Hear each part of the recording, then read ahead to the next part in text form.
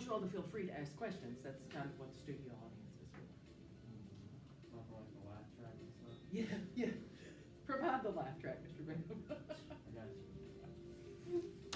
Okay, here's what we're talking about.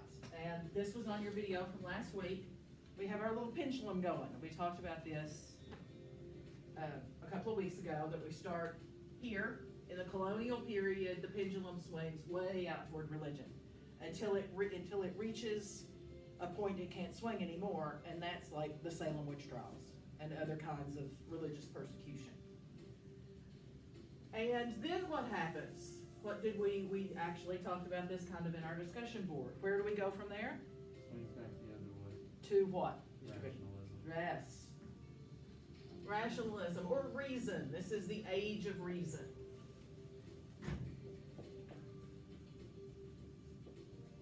And this is kind of the Founding Fathers era. This is Franklin, Jefferson.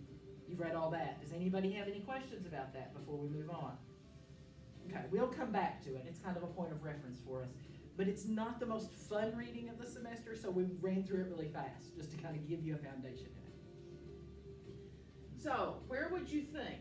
Because we've gone about as far here as we can go. I told you in my comments on the discussion board, I have a copy of Thomas Jefferson's Bible that he cut all the miracles out of with a razor blade in order to preserve the philosophy without the supernaturalism. I don't have the actual copy, I have a facsimile copy. The actual copy's in the Smithsonian. But we've gotten about as hostile to religion here as we can get without hitting an end point and having to swing back the other way. So where would you say we're going from here?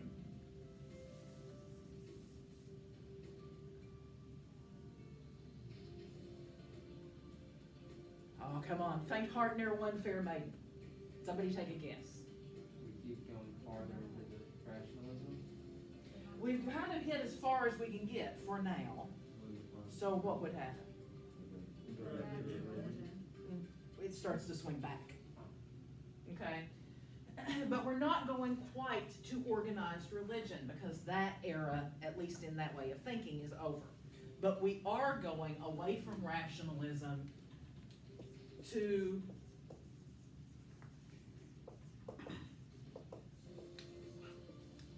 Romanticism.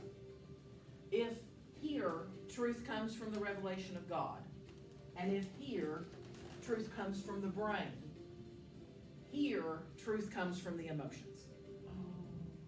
That makes so much sense. It does kind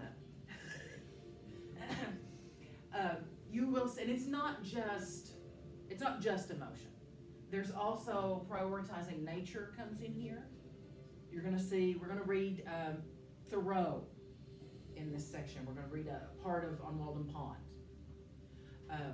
You've already read The Devil and Tom Walker, right? How many of you have so far already read The Devil and Tom Walker? Not bad. Not bad at all. And what kind of story would you call that? If you had to pick a genre.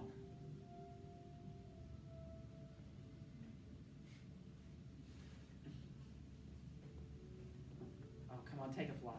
Oh, it doesn't seem like so many people read it now, does it? Well, let's go just from the title.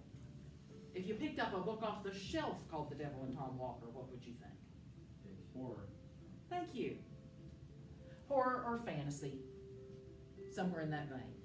You're going to see a lot of that in the Romantic period. This is where Poe lives. This is where Hawthorne lives. There are a lot of ghost stories in here. Now, you're going to have to do more with Romanticism than you did with either religion or rationalism.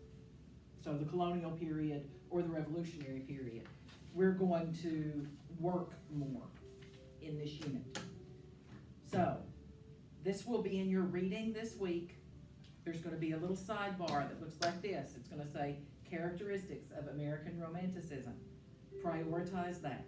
Read the whole thing, but this list you're going to have to actually use for a summative paper. So, make note of it. Romanticism values feeling and intuition over rational thought. It places faith in inner experience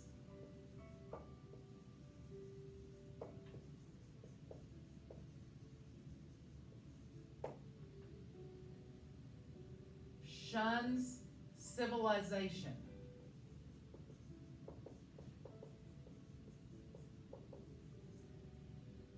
Prefers youth to experience.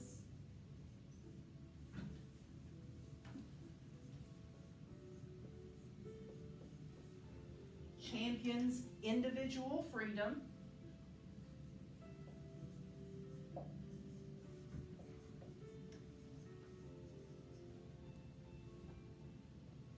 Reflects on nature. We just talked about that.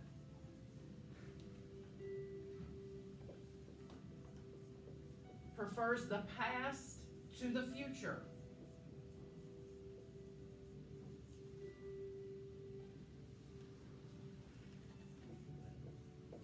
Finds beauty in exotic locales and supernatural events.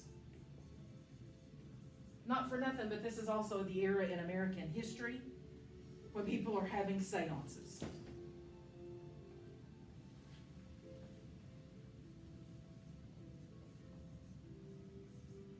Emphasizes poetry, and this is a big one. Prioritizes myth, legend, and folklore.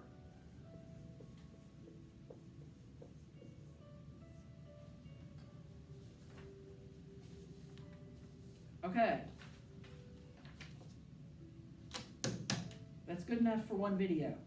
That's actually a lot of information that you're going to be doing a lot with. Does anybody have any questions? Okay, if you all out there have any questions, of course you can email me.